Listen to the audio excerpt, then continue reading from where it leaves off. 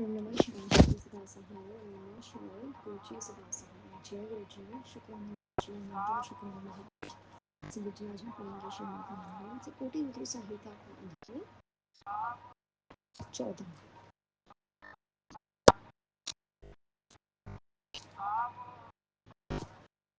ऋषि उवाच ज्योतिषामा चैव लिंगानां महात्म्यं कथयाधुना उत्पत्तिं च तथा तेषां भ्रूहं सर्वा यथा श्रुतं श्रुतोवाच शृण्वन्तु विप्र वक्ष्यामि तन्महात्म्यं जानीता तथा सक्षेपतो यथा बुद्धि सद्गुरोशे मया श्रुतम् एतासां चैव महात्म्यं वक्तुं वैश्यतेरपि शक्यतेन मुनिश्रेष्ठास्तथापि कथयामि वः सोमनाथ च शातेशं च प्रथमः परिकीर्तति तन्माहात्म्यं शृणु मुने प्रथमं सावधानतः सप्तवशीमिता कन्या दक्षेण च महात्मना तेन चन्द्रमासे दत्ता अनिष्टव्यया मुनीश्वरा चन्द्रं च स्वामिन् प्राप्य शोभां महाना विशेषतः चन्द्रोऽपि चैव ताप्रापं शोभते सम्निरन्तरं हेम्ना चैव मणिभर्ति मणिना हेम चैव हि एवं च समये तस्य यजात श्रूयतामिति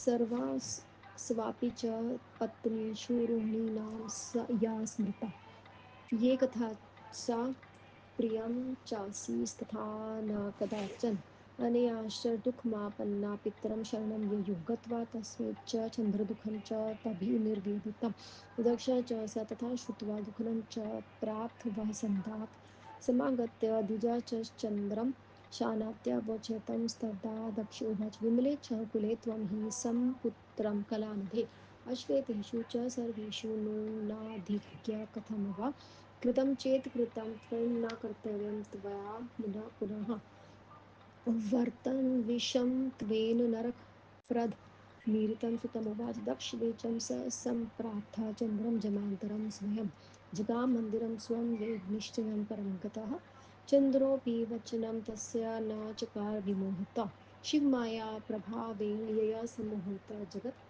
शुभं भवा यदा यस्य शुभं भवति तस्य वे शुभं च यदा भावि कथं तस्य शुभं भवेत् चन्द्रोऽपि बलवृद्धा विवशोऽपि च ततः रोहिणां च समाक्तो नान्यया मन्ये मेने कदाचन तत् श्रुता पुनर्गत्या स्वं दुःखसंवित्तं प्रथमा मा चन्द्रस दक्षो दक्षिणीकृता दक्षोवाच श्रुत्वा चन्द्र यत् पूर्वा प्रथितो बुधवा मया न मनितं त्वा यत्मास्त्वं च शैभव सूतुवाच इति युक्ते तेन चन्द्रो वेशैर्जातशनाधिः हाहाकारो महानासीत् तदोच्चारितागते देवशर्य तदा सर्वे कीकार्य च कथं भवेत् इति दुःखं सम्पापन्ना समापना किलहं वसुने विज्ञापतिशा चन्द्रेण सर्वे शक्रदाय सुरां ऋषिकाय वसिष्ठाय ब्राह्मणं शरणं ययुः गत्वापि तु तदा प्रोच्चद्वितं निखिलं मुने ब्राह्मणो यक्ष्याय देवा नत्वा विविहल्लम् ब्रह्ममापि तदेच श्रुत्वा विस्मयं परं ययो शिवमायासु प्रशस्य शव्यस्तानुनावचः ब्रह्मोवाच अहो कष्टं महाजातं सर्वलोकयस्य दुःखदं चन्द्रस्तु सर्वदा दृष्टो दक्षाणां शप्तबाणनो सर्वदुष्टेन चन्द्रेण कृतं कर्मापयन् केश ऋषु यथा वृषो देवश्रुतकृतं पुरातनं बृहस्पतिरोग्रवा गत्वा तारादृष्टेन ते हता तस्य भार्या पुरुषेवता दैत्यसमुपस्थितिः समातिस्ति तदा दैत्ययुधं देवे करं हाह मायाऋणा निषिद्धं तस्मै तारां देदोषसि त च गर्भवती दृष्टां च गृहामिति सोमवृत्तम् अस्मिभिर्वीतो जीव कृच्छ्रजः तदा तदा तदा तं तदा यदि गर्भजः जिता ग्रहभृत्यभुर्वत्थिनं भर्वे मया पुनस्तत्रं युक्तया जिते मुनिसत्तमः कायास च पुनः गर्भे सोमयस्ति च स ब्रवीत् पश्चातेन गृहीता च माया च वरितेन वे एवं विधिनी चन्द्रस्य दुष्करिणाख्ये वर्ण्यते के पुनस्तति यो समापि कीर्ति कथं जजात तस्मिन् जातनं यथा भवति ध्रुवम् अन्तः परमोपायावो वक्ष्यामि वृणुततरात् भर्भास के शुभे क्षेत्रे वजे चन्द्रे सर्वे सदे वेत्ते शिव मराघेरन्त्रे मृत्युजय विधानता निध्या ईशं पुरस्तत्रं चन्द्रस्तत्पतो नित्याश प्रसन्न शिवां पदाधक्षं च करिष्यति सुतवाच इति श्रुत्वा वचनं तस्य भ्रमणस्य सुरस्य स्त्री स्त्रीवतुथा युवा सर्वे यत्र दक्षि विधूतात् घृत्वा ते तद् शतं दक्षं चायस्य निर्जरा प्रभासे क्षायपुत्रस्य गत्वा खिलामवे अवां तीर्थवाण्यानि स्वत्वयादिकानि च पार्थिवेन तदं पूजां ऋज्वतं विधानतः ते देवाश तदा सर्वे ऋषयो निर्मलायाश तथापया चन्द्रं प्रभासे च स्वयं स्वयं धाम विभुमर्दा चन्द्रेण च तपस्ततं षण्मासं च निरन्तरं मृत्युयजेन मन्त्रेण पूजितो वृषध्वजम् दक्षकोटिमितं मन्त्रं समावित्र शशि च न जित्वाया मृत्युञ्जय मन्त्रतस्य निश्चलमानस् त्वं दिष्टा शङ्करो देवे प्रसन्नो भूतिता प्रभु आविर्भावो विदुं प्रावा सर्वभक्तं भक्तवत्सल शङ्कर उवाच वरं वर्षिष्यव भद्रं ते मनसा यत् समी सप्ति प्रसन्नो शशि सनर्वदास्य वरमनु तमा चन्द्रुवाच यदि प्रसन्नो दिवेश किं सन्ध्याय भवेमं तथापि च शरीरस्य क्षयं वारं शङ्कर शृण्वतायोमेकपराधस्य कल्याणं कुरु सर्वदा इति युक्ते च तदा तेन शिववचनं ब्रवीषि शिव उवाच पक्षे देशे ता चन्द्रे कला ते चे दिने दिने पुनश्च च वृद्धिन्ता पक्षे च कला च निरन्तरं स्मृत्वा स सती तदा देवा हर्षनिर्भरमानसा ऋषिश्च तथा सर्वे समादरवतं दृजा आगत्य च तथा सर्वे चन्द्राय यक्ष्यन्ति भुवनं शिवं यात्वा करोबन्धवा प्रथमायायो सुदरात् देव उवाच देवदेव महादेव परमेश नमोऽस्तु ते उमाया सहिता शम्भो स्वामिन् मित्रो स्थितो भव सुतुवाच तत्शरणेन सत्कृता सत्स्तुत शङ्करपुरा निराकारश्च साकार पुनश्चेदं भवतभुः प्रसन्नश्च देवानां महात्मनो हितो चन्द्रस्य यश्वे तत्र नाम्ना चन्द्रशङ्करः सोमेश्वरनाम्ना सिद्धिख्यन्तो भुवन् यत्रेक्षयकुष्ठिर्दिरोगाणां नाशकः पूजनादध्वजः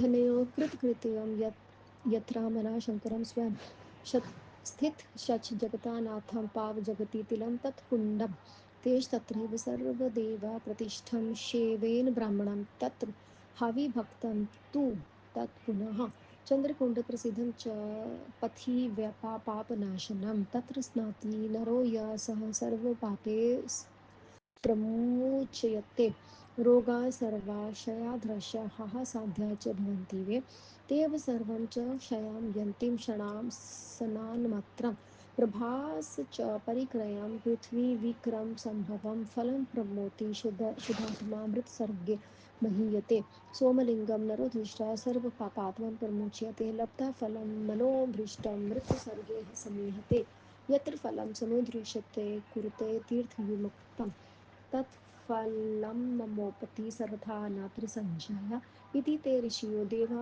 फलं दृष्ट्वा तथाविधं मुदा शिवं नमस्कृतं गृहीत्वा चन्द्रमक्षयं परिक्रमा च तीर्थं प्रशान्तशस्त्र ते ययुः चन्द्रशापि स्वकिर्यं च कार्यं शृणोति तत्तु पिता शाविवेधा परात्पर सर्वान्तकामान् प्नोति सर्वपापे प्रमुच्यते ओम नमः शिवाय शिवजी सदा सहाय ओम नमः शिवाय गुरुजी सदा सहाय। ऋषियों ने कहा जब आप ज्योतिर्लिंग के महात्म्य का वर्णन अब आप ज्योतिर्लिंग के महात्म्य का वर्णन कीजिए जैसे आपने सुना है। सूजी ने कहा हे ब्राह्मणों ज्योतिर्लिंगों की उत्पत्ति तथा उनके महात्म्य को मैंने अपने गुरु से जैसे सुना है वैसे मैं अपनी बुद्धि के अनुसार संक्षेप में कहता हूँ। हे मुनिवरों इनका महात्म्य तो सैकड़ों वर्षों में भी नहीं कहा जा सकता तो भी मैं आप लोगों के संतोष के लिए कहता हूँ। उन ज्योतिर्लिंग में सोमनाथ प्रथम सोमनाथ है। हे मुनि सावधान होकर पहले उसका महात्म्य सुनो। दक्ष प्रजापति के 27 अश्विनी आदि कन्याएं चंद्रमा को ब्याई। चंद्रमा को स्वामी पाकर वह सभी शोभित हुई। चंद्रमा भी उन्हें पाकर विशेष शोभित हुए। सोने से मणि और मणि से सोना शोभित होता है। इसके बाद आगे जो कुछ भी हुआ उसे सुने। सभी पत्नियों ने चंद्रमा को रोहिणी जितनी प्रिय थी उतनी कोई और प्रिय नहीं हुई। वे पत्नियां दुखी होकर अपने पिता की शरण में आई। वहां जाकर उन्हें जिस प्रकार का कष्ट हुआ उन्होंने कहा दक्ष भी यही सुनकर दुखी हुए। हे ब्राह्मणों, उन्होंने शांति से चंद्रमा से कहा। दक्ष ने कहा, हे चंद्रमा, तुम निर्मल कुल में उत्पन्न हुए हो। अपने अतिथि आश्रितों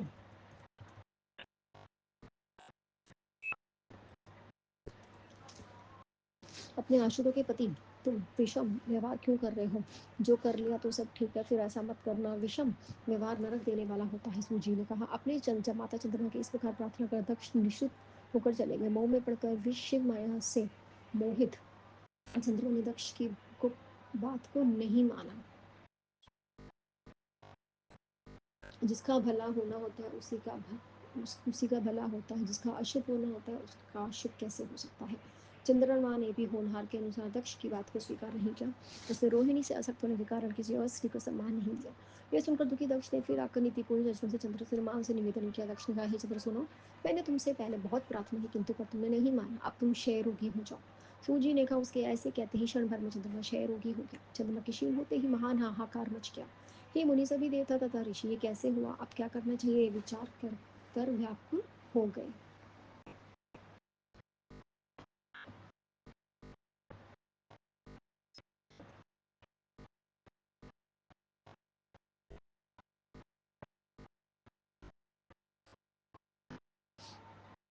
चंद्रमा के निर्देश से सभी इंद्र आदि देवता और वशिष्ठ सब आदि से ऋषि ब्रह्मा जी के शरण में गए। हे मुनि, वहां जाकर देवता तथा ऋषियों ने ब्रह्मा जी को प्रणाम करके तथा उनकी स्तुति करके अत्यंत व्याकुल होकर उनसे संपूर्ण समाचार कहा। इस बात को सुनकर ब्रह्मा जी को अत्यंत चकित हुआ। शिव माया से प्रशंसा करते हुए उन्होंने कहा। ब्रह्मा जी ने कहा, अहो, यह सभी के लिए दुखद समाचार है, जो कि दक्ष ने चंद्रमा को क्षय होने का श्राप दिया। इससे चंद्रमा का ही दोष है। हे देवता तथा ऋषि, सुनो, जो चंद्रमा को पहले द्विवार किए बृहस्पति की भजा कर दुष्ट चंद्रमा ने उसी स्त्री तारा का अपहरण किया और फिर देवता के पास गया। तब देवता दैत्यों का युद्ध करा दिया। मुझ अत्रि को रोकने पर उसने तारा बृहस्पति को लौटा दिया। उसे गर्भवती होकर देखकर बृहस्पति ने कहा, इसे स्वीकार नहीं कर, मैं इसे स्वीकार नहीं करूंगा। हमारे समझाने पर भी बृहस्पति ने बड़ी कठिनाई से उसे स्वीकार किया। हे मुनिवरों, यदि वह अपने गर्भ को त्याग देती तो फिर मैं इसे ग्रहण करूंगी। फिर मैंने उसे गर्भ से मुक्त कराया। प्रसव होते ही मैंने पूछा कि अब किसका बालक है, तो उसने चंद्रमा का बताया। फिर मैंने पहले से ही बृहस्पति से उसे स्वीकार कर लिया। इस प्रकार चंद्रमा ने पहले किए हुए बहुत अनेक दुष्चरित्र हैं। वह आज भी वैसा ही क्यों कर रहा है? जो कुछ हुआ वो अच्छा ही हुआ, नहीं तो वह दुराचार करने में स्थिर हो जाता। अब मैं उसकी शांति को बताता हूँ, आदर से सुनो। प्रभास तीर्थ में आदि देवताओं के साथ जाकर चंद्रमा मृत्यु पूजा विधि के शिव पूजा करें। शिव जी के सामने रखकर प्रतिदिन चंद्रमा तप करें और शिव जी को प्रसन्न होकर उसे क्षय रोग रहित कर देंगे। सूची ने कहा। देवता तथा ऋषियों ने ब्रह्मा जी की इस वचन को सुनकर वे सब जहाँ आए आए गए थे वहाँ दक्ष चंद्रमा थे। वहाँ से चंद्रमा को लेकर दक्ष को आश्वस्त करके वे सभी देवता तथा ऋषि प्रभास क्षेत्र में गए। वहाँ सरस्वती आदि तीर्थों का आह्वान कर मृत्युंजय पूजा विधि से पार्थिव पूजन करने लगे। वह पवित्र आश्रय वाले देवता तथा ऋषि वहाँ प्रभास क्षेत्र में चंद्रमा को बिठाकर अपने अपने लोक में चले गए। चंद्रमा ने मृत्युंजय मंत्र से शिव जी की पूजा की और लगातार 6 मास तक वह अटल तप किया। 10 करोड़ मृत्युंजय जप का जप करने पर शिव जी का ध्यान करके चंद्रमा वहाँ स्थित रहा। वक्त वैसे भगवान शिव जी ने अपने भक्त चंद्रमा को देखकर प्रसन्न हुए और प्रकट होकर उससे कहने लगे। शिव जी ने कहा, हे चंद्र, जो तुम चाहते हो वह वर मांगो, मैं तुम्हारे प्रति प्रसन्न हूँ, तुम्हें सर्वश्रेष्ठ कर दूंगा। चंद्र ने कहा, हे देव, यदि आप मुझ पर प्रसन्न है तो मेरा कोई कार्य असाध्य नहीं है। फिर तो आप मुझे शहरों का से दूर कर दीजिए। मेरे अपराध को क्षमा कर मेरा सदा कल्याण कीजिए। ऐसा उसके कहने पर शिव जी ने उनसे कहा। शिव जी ने कहा, हे चंद्र, एक पक्ष में प्रतिदिन तुम्हारी कला क्षीण होती जाएगी और दूसरे ही पक्ष में उसी क्रम में बढ़ती जाएगी। सूत जी ने कहा, हे ब्राह्मण, ऐसा वरदान सुनकर प्रसन्न होकर देवता तथा ऋषि धन्यवाद से चले और चंद्रमा को आशीर्वाद दिए और 2 हाथ जोड़कर शिव जी को प्रणाम करके वे आदर से उनकी प्रार्थना करने लगे। देवताओं ने कहा, हे देव महादेव परमेश, आपको नमस्कार है। स्वामी, आप पार्वती के साथ यहाँ स्थिर हो जाइए। सूत जी ने कहा। तब भक्ति पूर्वक चंद्रमा ने शिव जी की स्तुति करी। फिर निराकार प्रभु साकार हो गए। वे देवताओं से प्रसन्न हुए और क्षेत्र में महात्मा की अली तथा चंद्रमा की यश के लिए अपने शिव जी क्षेत्र में चंद्र नाम से प्रसिद्ध हुए। ये भी सोमेश्वर है, ये तीनों लोगों में प्रसिद्ध है। ब्राह्मण, इसकी पूजा करने से क्षय कुछ आदि रोगों का नाश हो जाता है। ये चंद्रमा धन्य है, सफल मनोरथ है, जिनका नाम से समस्त संसार में स्वामी शिव जी भूतल भूतल को पवित्र किए हुए स्थित रहते हैं। वह सभी देवताओं के लिए जल कुंड की स्थापना की। उसे शिव और ब्रह्मा जी ने समित रूप से बनाया। उस पापनाशक कुंड का नाम चंद्रमा कुंड रखा गया। जो मनुष्य उसमें स्नान करता है वे सभी पापों से मुक्त हो जाता है। उस कुंड में 6 मास तक स्नान करने से क्षय आते साधे रूप क्षीण हो जाते हैं। प्रभात तीर्थ की परिक्रमा करने से पृथ्वी पृथ्वी परिक्रमा का फल मिलता है। मन शुद्ध हो जाता है। मरने पर वह स्वर्गलोक को जाता है। मनुष्य सोमनाथ लिंग का दर्शन करके सभी पापों से मुक्त हो जाता है। इच्छित फल पाता है और मरने पर स्वर्ग को जाता है। जो इस इच्छा से इस उत्तम तीर्थ को यात्रा करता है वह निसंदेह उस फल को पाता है। ऋषि तथा देवता सोमनाथ लिंग में इस प्रकार के फल को देखकर आनंदित होकर शिव जी को प्रणाम करके शहर ही चंद्रमा को साथ लेकर गए। उस तीर्थ की परिक्रमा तथा प्रशंसा करके ये गए। चंद्रमा भी अपने प्राचीन कार्य को करने लगे। हे मुनिवरों, इस प्रकार सोमनाथ की लिंग की उत्पत्ति का इतिहास मैंने आप सबसे कह दिया है। जो मनुष्य सोमनाथ की उत्पत्ति का कथा सुनता है, दूसरों को सुनाता है, वह सभी पापों से मुक्त होकर अपने सभी मनोरथों को प्राप्त कर लेता है। सुत जी ने कहा, ओम नमः शिवाय। शिव जी सदा सहाय। ओम नमः शिवाय। गुरु जी सदा सहाय। जय गुरु जी। शुक्राना गुरु जी। अनंतम अनंतम शुक्राना गुरु जी महाराज। बेहद बेहद शुक्राना।